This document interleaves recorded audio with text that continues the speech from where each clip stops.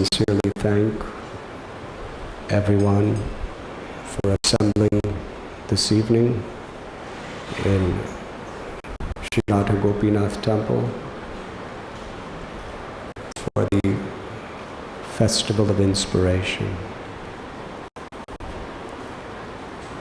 Tonight's topic can be discussed from various perspectives. I would like to share some thoughts with you this evening on a particular perspective of this subject, which I believe is very essential for those who want to make progress on the spiritual path. The topic I've been asked to speak on is entitled Dying to Live. In Bhagavad Gita, Krishna tells that what is the time of awakening for a common person is the time of sleep for a realized soul. And the time of awakening for the self-realized soul is the time of sleep for ordinary people. Or it is said that for one who is very much imprisoned by the materialistic conception of life, they live to die. And for one who is seeking truth, such a person dies to live. What do we mean by living and dying?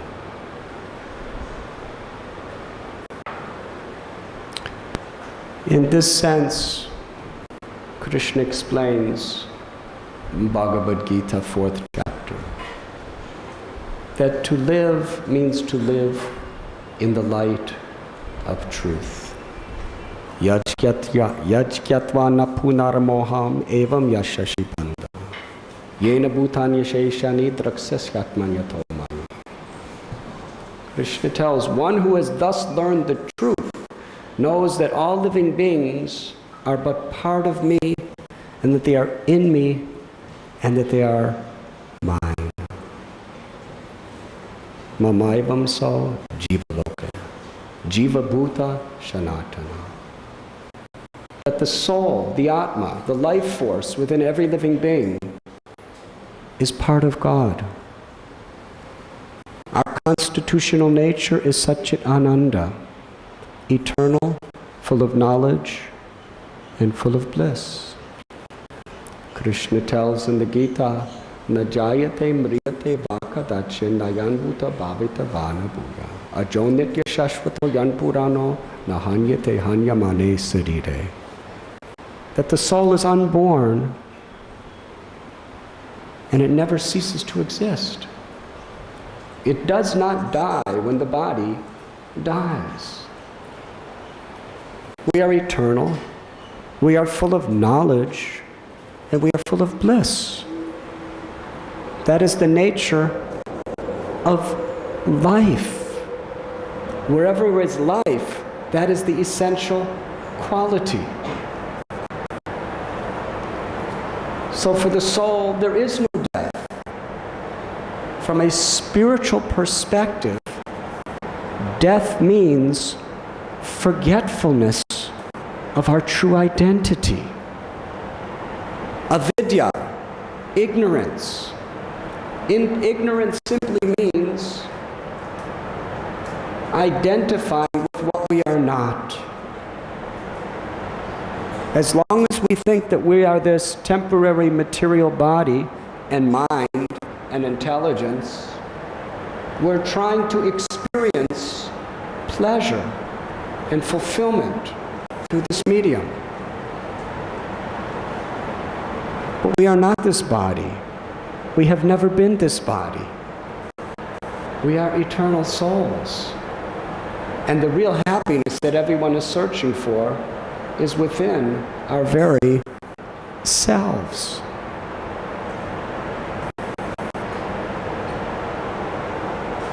So this cloud of forgetfulness is likened to death for the soul. Now Bhaktivinoda Thakur explains in one beautiful prayer, "He reasons ill who say that Vaishnavas die, for thou art living still in sound. Vaishnavas die to live, and live to spread the holy name around." Now when Bhaktivinoda Thakur and all of the great saints say that devotees die to live, they are not simply talking about death to this gross physical body made out of flesh and bones and blood and so many other elements. We are speaking of death to the very root cause of all of our misconceptions and sufferings. And what is that? That is ahankar, or the false ego. This false ego has given us the misconception in which we have forgotten our true blissful identity. The Atma, the eternal soul, is deeply buried in this grave of ignorance.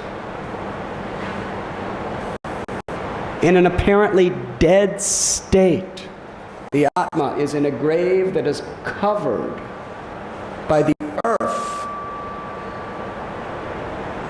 that we have accumulated from this foreign land. Lust, envy, anger, pride, greed, illusion, the desire to exploit, the desire to possess, the desire to accumulate. This is the dirt that we have collected since time immemorial, in which our true self is buried as if in a grave. But when the false ego, the misconception dies, then the true self, the soul, is resurrected in its full glory. This gross body, we know that death is inevitable. But the false ego continues to cover over the soul birth after birth after birth after birth, and is depriving us of our real inheritance as the children of God.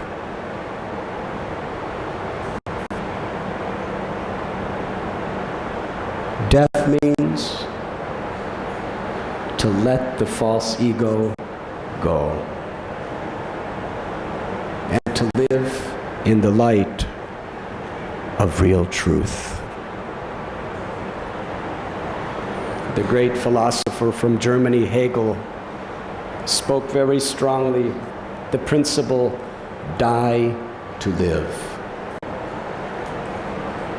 which is very much in harmony with the essential knowledge of the Bhagavad Gita and the Vedas. Die to live. If you want to live in truth, you will have to die as you are in your present state of consciousness.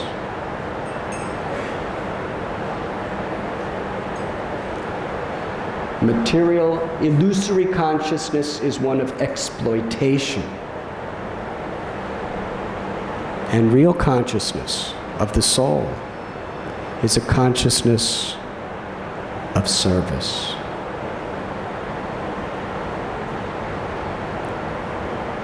Death to the ego is a process.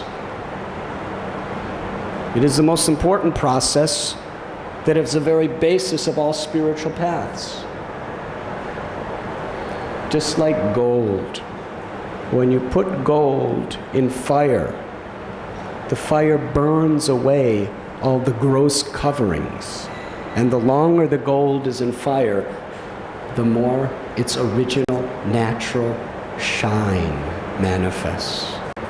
It becomes more and more and more beautiful. Sandalwood, the more you press sandalwood or rub sandalwood, the more its natural, beautiful fragrance is manifested. Thesis, antithesis or antithesis, and synthesis. This can be understood from various points of view. From one point of view, we can understand that theoretically, we are the eternal soul part of God. We're eternal servants of Krishna. However, in our life and in the process of purification, in the process of making actual progress, there will be many challenges and obstacles that are threatening and fighting against the principle of what we want to achieve. However, if we, with proper integrity and proper spiritual direction, pass through those obstacles, they bring about realization. There is jnana, and through the process of overcoming so many obstacles on the path, we develop vijnana, or realization, which is the synthesis, the holistic understanding of the truth of who we really are. What is our relationship with God? What is our relationship with other living beings? And what is our relationship with material nature?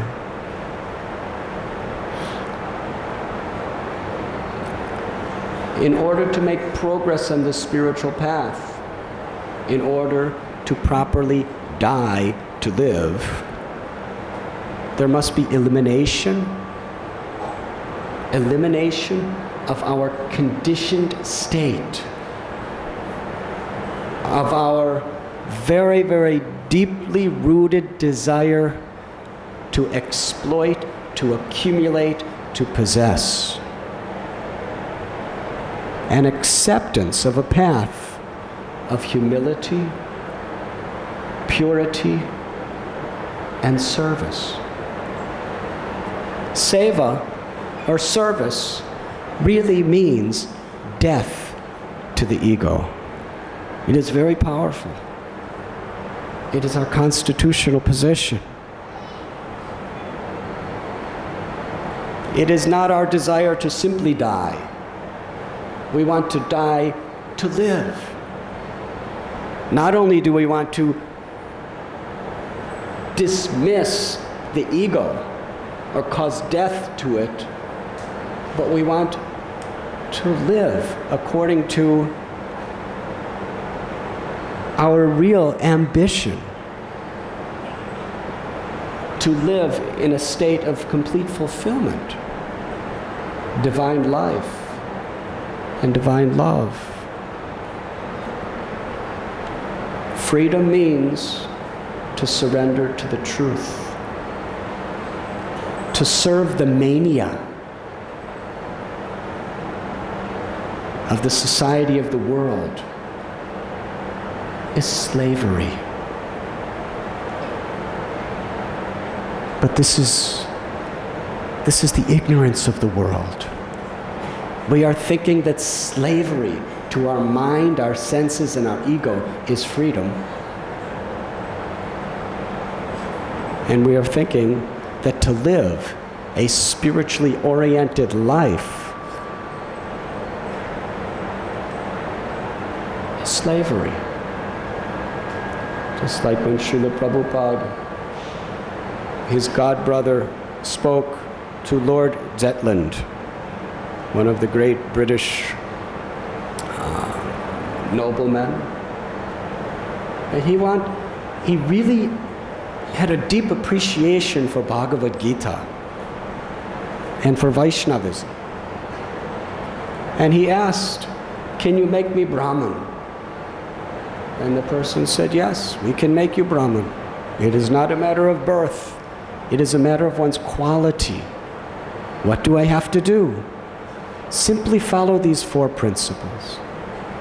No illicit sex, no intoxication, no gambling, no meat eating." And he very honestly looked to this saint and said, "That is impossible. How will I live?" So to follow these rules seems like slavery. Why are you giving up so many nice things in life that bring so much enjoyment? But from the perspective of reality, to be addicted to all of these things, which simply infatuate and perpetuate the power of the false ego, that is slavery. Milton, he had written, "The Opinion of Satan," that to reign in hell is better than to serve in heaven. That is the modern day philosophy of life in a very blatant and honest form. But if we want real life, actual life, we have to understand the opposite principle. The absolute truth is for himself, and by himself and for himself. Krishna tells in Gita, what is real peace?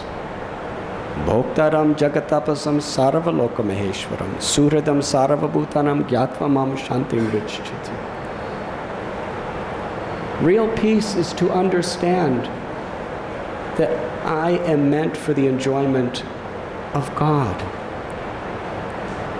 My constitutional nature is to serve. Sacrifice is the quality of real love. Not to take, not to accumulate, not to possess, but to give, to serve. That is spiritual quality. That is our nature. And that is where we find real happiness.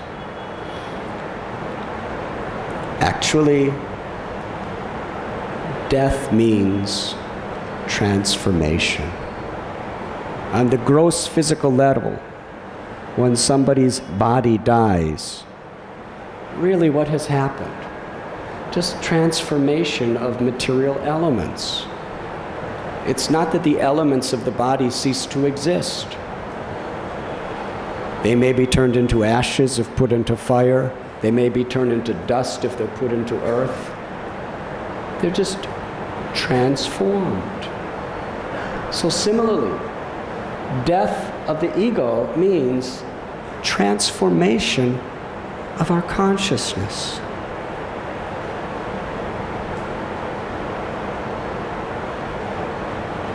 And in that transformation, there's real life. One of my godbrothers wrote a beautiful song where he describes how the caterpillar, just by nature's process, the caterpillar is crawling around and then enters into a cocoon. Now that cocoon is a very, very restricted environment. But through that austerity, through that process of tapasya, you may say, it is transformed into a butterfly. Now nobody thinks a caterpillar is very beautiful, but butterfly is perhaps the most beautiful of all little insects, with all of its colors, flying from one scented flower to the next scented flower. Just a couple years ago, in the corner of our temple, there was an area that was a garbage dump, where there were so many caterpillars and crows just eating the garbage. But then we made it into a very nice garden with fresh scented flowers and trees. And now so many butterflies are coming. Transformation. Transformation of the heart is what is required. Transformation of our desires. From living according to this egoistic conception that I want to enjoy, to the conception of wanting to serve. Yehi samsparashaja bhoga dukkha jonaya evate. Is anyone ever really satisfied by whatever fame, prestige, or accumulation of wealth one may achieve? In previous Purna festivals, there has been many statistics presented to all of you. How people, even in the wealthiest parts of the wealthiest countries in the world, there's so many spending their money in psychiatrists, taking sleeping pills, taking antidepressant pills, even suicide. So much dependence on intoxications, just to try to ease off the frustrations of life. Fame, power, material wealth cannot bring happiness. And ultimately, we are living for these things. And what is the culmination? Death. It's all taken away. This is not pessimism. This is simply reality. So transformation means to actually have the proper attitude, to strive for what is real, what is true. Nashato vitate bhavo, na bhavo vitate shata. Ubhayor apidristontas tvanios tvatadarashati. What is real is what is eternal, what is everlasting. And what is temporary, it is illusory.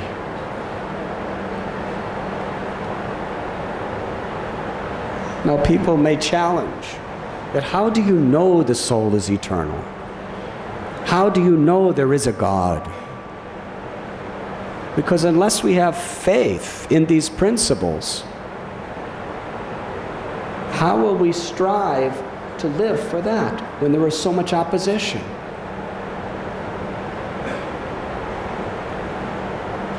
Philosophically, logically, socially, the scriptures and the great saints of every spiritual path, of every religion throughout history, they have lived and died for this truth. Recently someone asked, how do you know there's a God? The obvious question to ask such a person is, how do you know there is no God? Can you prove there's a God? Can you prove there is no God? Can anyone actually prove that there is no God? There are so many theories, but what really is the evidence? Was anyone there to actually eyewitness with a video machine the Big Bang? It's just a concept born in people's minds, which seems to make sense due to certain things, certain phenomena that they're witnessing today.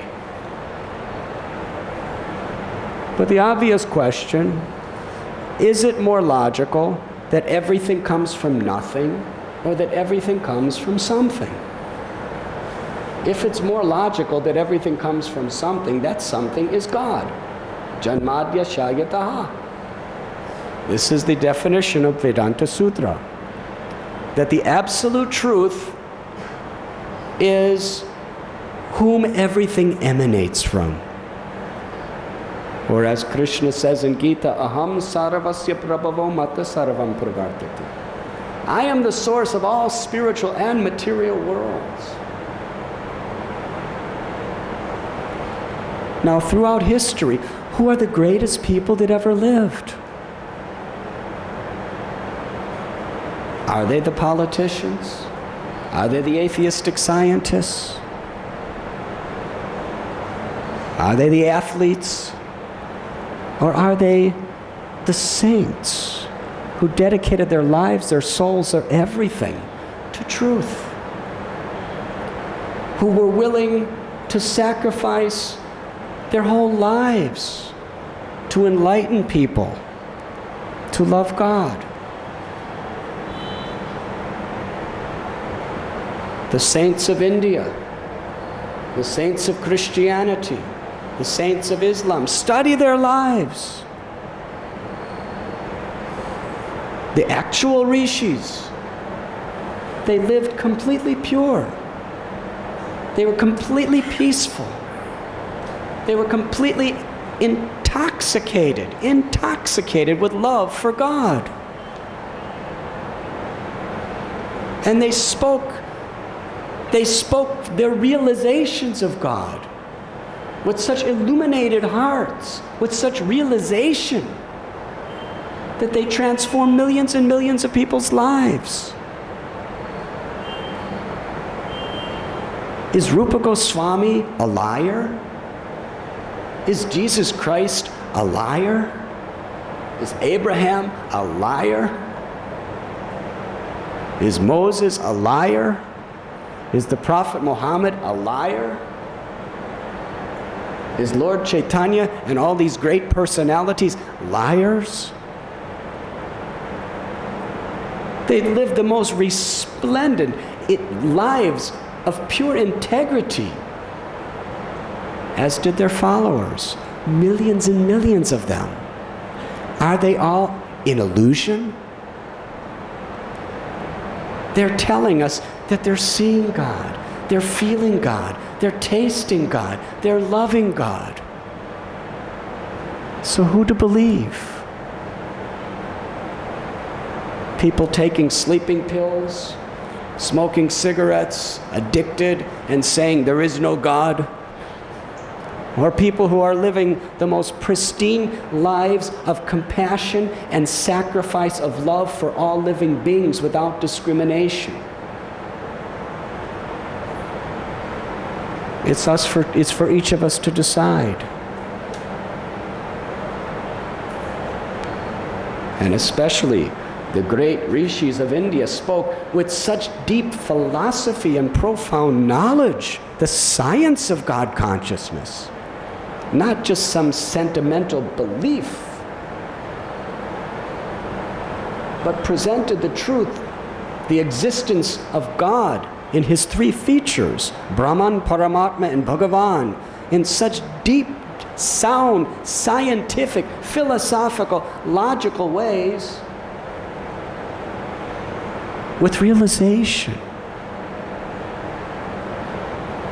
in the association of people who have faith, the natural faith which is within our heart awakens.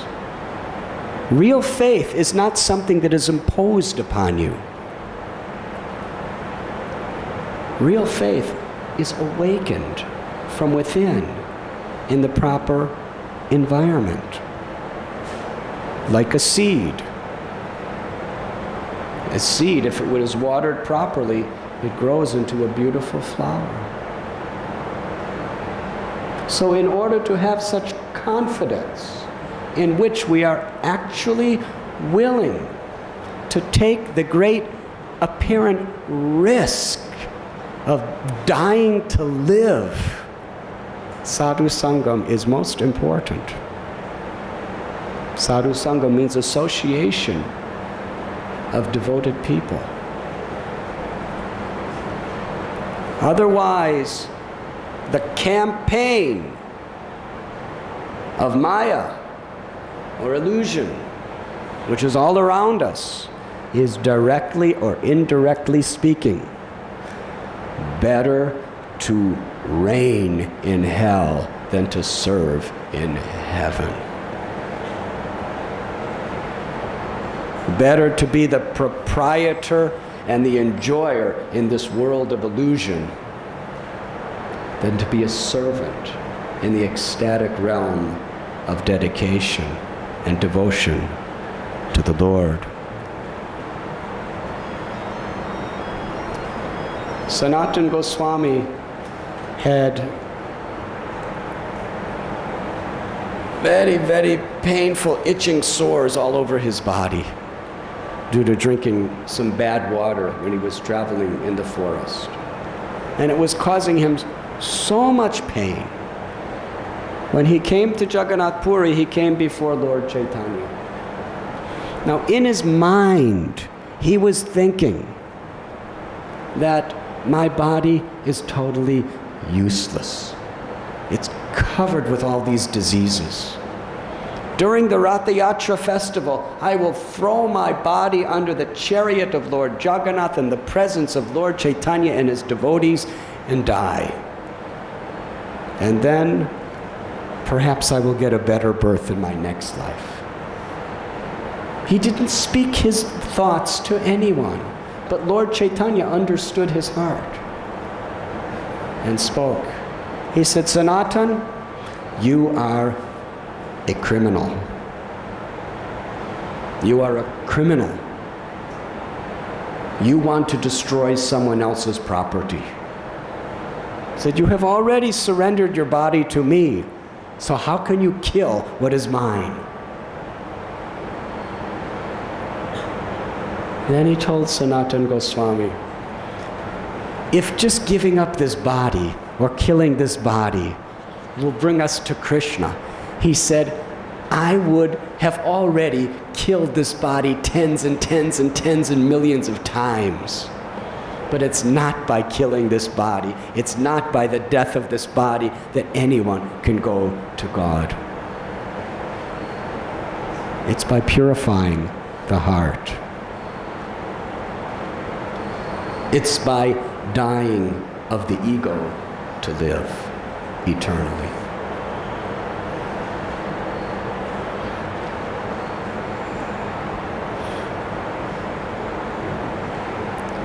And actually, the way devotees dress, it's to help us with this conception of identity. It's not that you have to do these external things, but those who do, it should be understood in its proper context. Why do some of us shave our heads? Shaving the head is symbolic. It represents death to the ego. Because beautiful hair is something that gives people beauty and prestige, traditionally.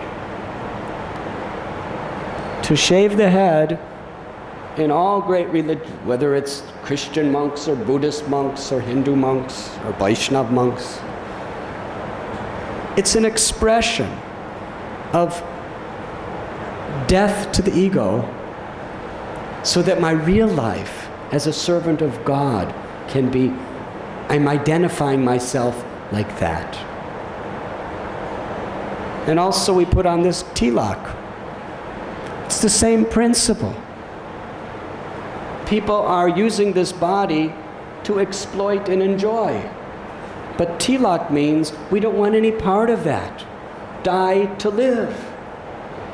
Tilak represents that this body is a temple of God.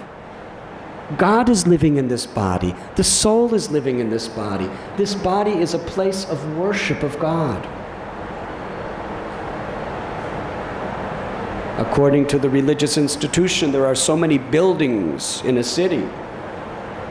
Some have a Star of David, some have a crucifix, some have a trident, some have a chakra, some have a crescent moon and star. What does all that mean? That means this is a place of worshiping God. But why just the building? Our body is a place, a temple to worship God. Therefore, this tilak has very, very great significance. Die to live. At the same time, when we take initiation or diksha, we are taking a new birth. We are given a new name. And every name ends with das, servant, or Devi Dasi, servant. Krishna Das, Gauranga Das, Shivaram Das, Rupa Goswami Das. These are all not just formalities. It's a very, very sacred act of surrender if we understand it in its proper context. When we are given this name of the servant of God, that is the process in which we die to live. I am now leaving behind my false ego, all of my temporary designations, and I am identifying myself and living according to the principle of my eternal identity as a servant of the Lord.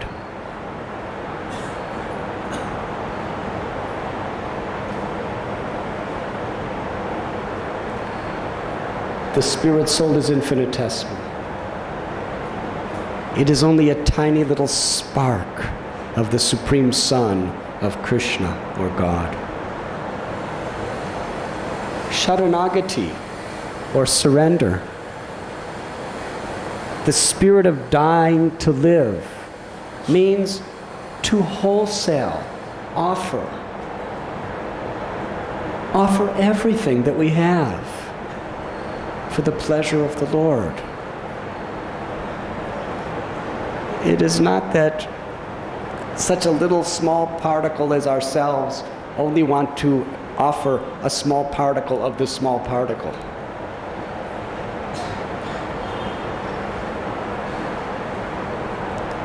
Now, in the material sense, surrender means to lose. Yes? Just like when Mahatma Gandhi did his nonviolent protest, and Subhash Chandra Bose very expertly balanced that with his declaring violent war on the British. Ultimately, the British surrendered and said, you can make India your independent state. But it's not what they wanted. They lost. Yes? India won, Britain lost. The Allied forces headed by Russia and America won, and Hitler and Japan, Germany, they lost. And in that loss, they surrendered. So this is the idea people have. Surrender means to lose. Surrender is something that's very, very undesirable by force. But in Sanskrit, the word sharanagati is something very different. Sharanagati means, when Krishna says, Sarva dharman parityajya, surrender, it is the most positive of expression of our gratitude and our love. It's the ultimately most joyful experience of the heart. There cannot be love without surrender. Love is not selfish. Love is selfless. Love is for the beloved. Krishna tells, Bhagavatam explains, Savaipung Shankparo Dharmo Yato Bhaktiradhokshache Ahoitaki Apratihata Yagatma Suprasidati. That the supreme occupation for all humanity is loving service to the Supreme. Such love must be unconditional and unmotivated to completely satisfy the self. Is that not what every living being is looking for, longing for, and searching for in every aspect of their life? We're looking for pleasure. There's pleasure to the senses, there's pleasure to the mind, but there's only one thing that can give pleasure to the heart. And the heart is the sitting place of the self, the soul. And that is love. To love and to be loved. But what is the meaning of love? This is described in Sri Chaitanya Charitamrita. Kama is affection in which we try to enjoy for ourselves. That is called kama. It is a material principle. And it can never be satisfied. Because as long as we're trying to enjoy ourselves, that burning desire for enjoyment is like fire. The more you feed it, the hungrier it grows. But what is love or praying? It is the complete giving of the heart for the pleasure of the object of our love. Even in this world, the most satisfying, loving relationships are not the romantic affairs that you see in the movies, because it doesn't last. The real pleasure of the soul, the real pleasure of the heart, let us say, comes through sacrifice and dedication. The love of a good father or good mother for the child. It doesn't matter what the child does. Yes? My mother and father, they gave me everything. And they expected so much of me.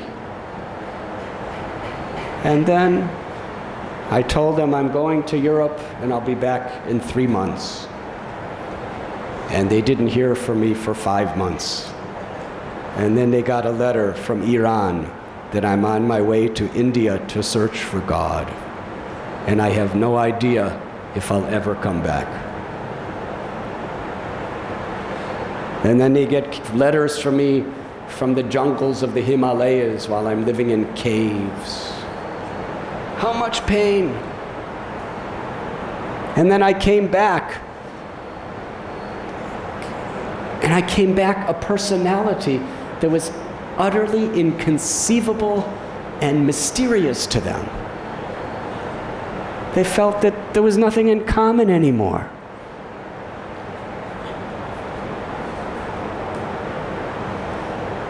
But still, they loved me. They would do anything for me. They were striving and struggling and everything to somehow or other understand me. Now anybody else seeing me so absolutely different, who's actually living in opposition to everything that they hold sacred and stand for in life,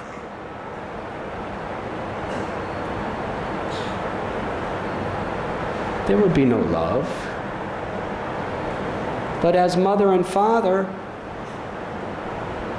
They never gave up. They would do anything, everything. And ultimately, when they understood really what was the substance I was living for, not only were they blissful and happy, but they personally accepted it and became very proud. And that was the greatest bliss of their life, they told me, when after years of being disappointed because of mystery, they could actually be proud and pleased with what I was doing. That was the happiness, the most elated moment of their life. So this is a material example.